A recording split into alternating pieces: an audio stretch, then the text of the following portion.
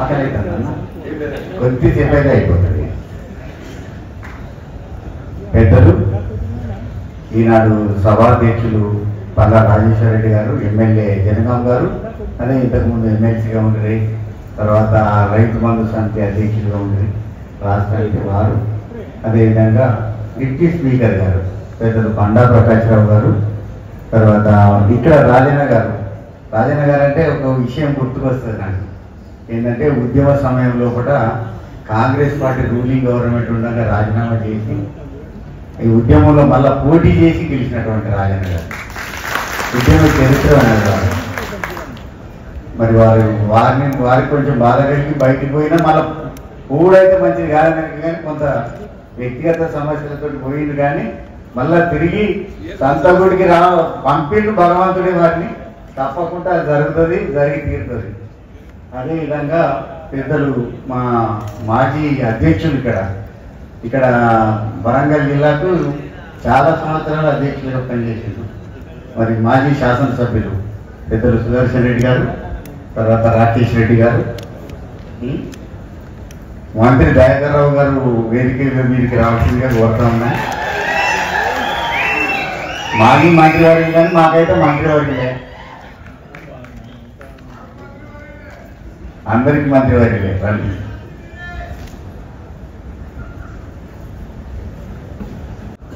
సరిత గారు, మండల పార్టీ అధ్యక్షులు అందరూ ఉన్నారు.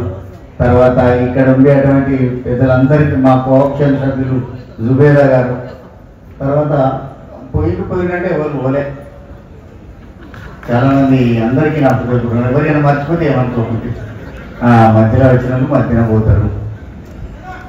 కాబట్టి వారు పోయినా కూడా తాను పోతుంది, గట్టిది మాత్రం ఉంటుంది ఇక్కడ. అదే అసలైన విత్తనాలన్నీ మాత్రం ఇక్కడనే ఉన్నాయి. అంటే తాను పోయింది, తాను పోతే బాధపడవలసిన పని లేదు. కాబట్టి ప్రత్యేకంగా మీకు చెప్పేది ఏంటంటే వరంగల్ పార్లమెంట్ నియోజకవర్గంలో కూడా ఒక చారిత్రాత్మకమైన నిర్ణయం జరగబోతూ ఉన్నది. దాంట్లో గణపురం యొక్క పాత్ర చాలా ముఖ్యమైనటువంటి పాత్ర.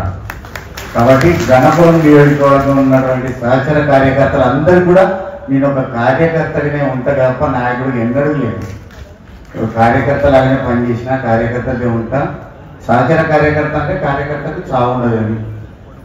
లీడర్ పోతారు, ఈ పార్టీలు కాపాడుతూ పోతారు, కానీ కార్యకర్త మాత్రం పోడు.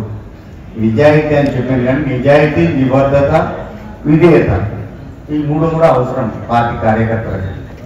కాబట్టి ఆ నిజాయితీ నిబద్ధతతోటి నేను ఉన్నా కాబట్టి ఆ విధేయత కేసీఆర్ గారు మాట్లాడుతూ అన్నారు, మీ విధేయతకి ఇచ్చిన టికెట్ మీరు గెలుచుకుని రావాలంటే నేను నా ఒక్కరికి గెలుపుగా సార్. ఇది ఇవాళ ఉండేటువంటి వరంగల్ పార్లమెంట్ నియోజకవర్గంలో అందరు కార్యకర్తలకు గెలుపుగా కావాలని నేను ఈ సందర్భంగా మనవి చేస్తా ఉన్నాను. రోగులు ఉన్నారు, మామూలుగా రమేష్ గారు ద్రోహం చేయొచ్చు, కడియం శ్రీహరి గారు ద్రోహం చేయొచ్చు. పార్టీ వాళ్ళకు 10 సంవత్సరాలు అనుభవించిన రమేష్ గారు, ఈయన ఒక 10 సంవత్సరాలు అనుభవించిన అనేక పదవులలో.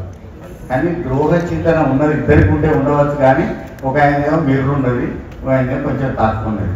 ఇద్దరు ద్రోహులే. కాబట్టి ఇద్దరికి బుద్ధి చెప్పాల్సినటువంటి అవసరం మనందరికీ ఉన్నది. కాబట్టి ఆయనకు ద్రోహిని కేటగిరీ చేస్తే ఈ రాష్ట్రంలో కానీ ఈ దేశంలో కానీ రాజకీయ చరిత్రల ద్రోహి నెంబర్ 1 ద్రోహ చింతన కేసీఆర్ గారికి ద్రోహం చేసి వచ్చినటువంటి కడియం శ్రీహరి గారు ద్రోహి నంబర్ 1గా మిగిలిపోయింది. ఇవాళ ఆ ద్రోహి నంబర్ 1ను గణపురం నియోజకవర్గానికి సంబంధించిన అందరు కార్యకర్తలు కూడా ఓడించాల్సిందిగా కోరుతా ఉన్నాం. అనేక సమస్యలు ఉన్నాయి.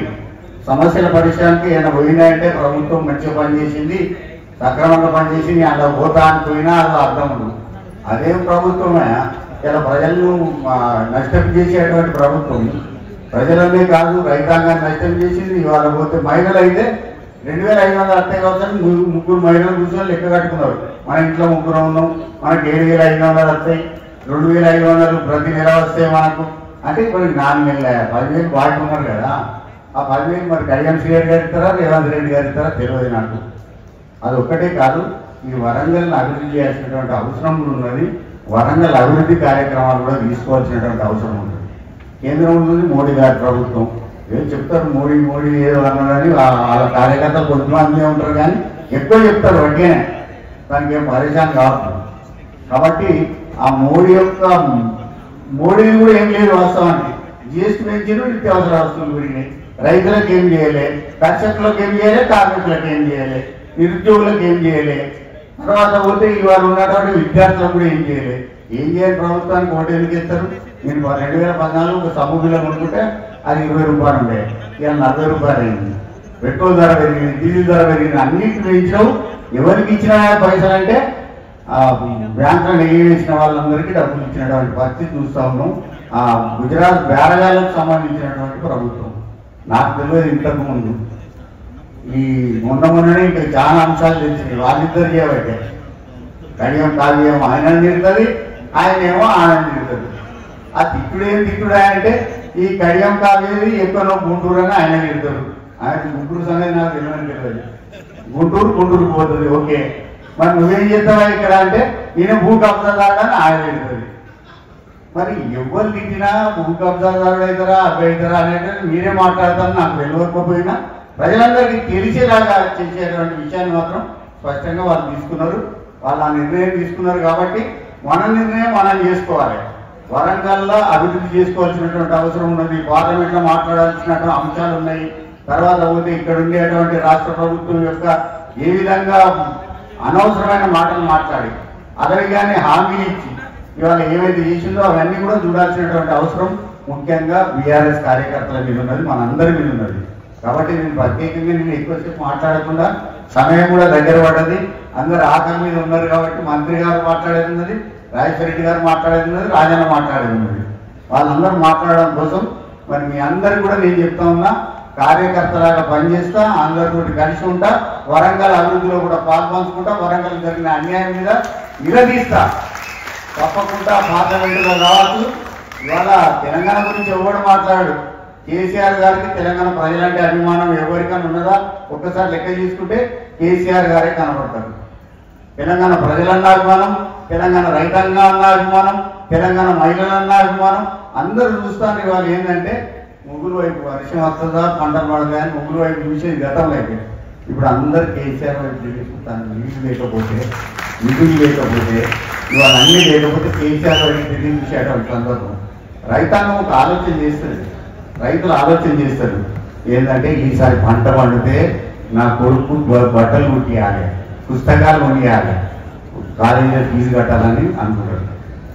అదేవిధంగా ఆ రైతాంగంలో కూడా ఇంకేమనుకుంటారంటే ఆడపిల్లలు ఉంటే పెళ్లి చేయాలి, ఇంత బంగారం కొనుక్కోవాలి పంట పెట్టారు. పంటలు ఎండిపోయాయి కదా, నీళ్లు లేవు కదా, కరెంటు సక్రమంగా రాదు కదా. ఇవాళ అన్నిటికీ కూడా వాళ్ళు ఆలోచన చేసేది ఏంటంటే ఈ తెలంగాణ ప్రాంతాన్ని సర్వనాశనం చేయాలి. ఈ కాంగ్రెస్ పార్టీ కూడా ఒక్క కాంగ్రెస్ కూడా 2-3 కాంగ్రెస్ ఉంటాయి. నేను కాంగ్రెస్లోకి వెళ్ళేవారికి కాంగ్రెస్ సంగతి అంతా నాకెరక, ఇంటి గుట్టు పెరుమాళ్ళకెరక అన్నట్టు నాకెరక దాని సంగతి అంతా. ఒకటేమో రేవంత్ రెడ్డి కాంగ్రెస్, బీజేపీ కాంగ్రెస్, చోటే బాయ్ పడే బాయ్, ఇదంతా కాంగ్రెస్ ఉంటుంది. కాబట్టి ఆ చెప్తారు, అట్టిమాటలు చెప్తారు. బీఆర్ఎస్ బీజేపీ ఒకటి, బీజేపీ బీఆర్ఎస్ ఎన్నడూ ఒక్కటి కాదు. ఎందుకంటే బీఆర్ఎస్ తప్పకుండా బీజేపీ క్యాండిడేట్లు అన్ని ఓడగొట్టింది. ఇటలాయన ఓడగొట్టింది ఎవరు? బీఆర్ఎస్ కదా. బండి సంజయ్ ఓడగొట్టింది ఎవరు? బీఆర్ఎస్ఏ. అరవింద్ ఓడగొట్టింది ఎవరు? బీఆర్ఎస్ఏ. తర్వాత పోతే ఇక్కడ ఉండే వకీల్ సాబ్ ఉన్నాడు కదా, ఆయన రఘునందన్ వకీల్ సాబ్ ఓడగొట్టింది కూడా బీఆర్ఎస్ఏ. మరి దానికి దీనికి పోటీ ఎక్కడదా? ఈ రెండు ఒకటే అని చెప్పుకొస్తారు. అంటే ఎవరైనా ఓటు కింది మీద కావాలనే ఆలోచనతో చెప్పారు వాడు. అసలు నేను చెప్తానా, చోటే బాయ్ బడే బాయ్ ఏకీ హై. ఈ చోటే బాయ్ బడే బాయ్ ఇద్దరు కలిసి ఈ రాష్ట్రాన్ని దేశాన్ని నాశనం చేయదలుచుకున్నారు. తెలంగాణను మంచిగా ఉండు ఇష్టం లేదు. అటు ఆయనకు కూడా ఇష్టం లేదు, ఈయనకి ఇష్టం లేదు. ఈయనకి ఇష్టం లేదు, వీళ్ళకి నాయకుడు అన్నాడు, పక్క రాష్ట్రంలో ఉంటాడు, ఆయనకు కూడా ఇష్టం లేదు. కాబట్టి రాష్ట్రాన్ని సర్వనాశనం చేయాలని కంకణం కట్టుకున్నటువంటి వాళ్ళందరూ కూడా ఇవాళ వాననాశనం అయ్యేదాకా వచ్చింది తప్ప తెలంగాణ ఎన్నడూ కూడా ఎండదు. తెలంగాణకు మళ్ళా రక్షకుడు అయినటువంటి కేసీఆర్ గారి నాయకత్వంలో ఉన్నటువంటి బీఆర్ఎస్ పార్టీ కార్యకర్తల మీద ఆధారపడ్డది, బీఆర్ఎస్ పార్టీ మీద ఉంటుందని చెప్తూ సెలవు తీసుకుంటా ఉన్నా.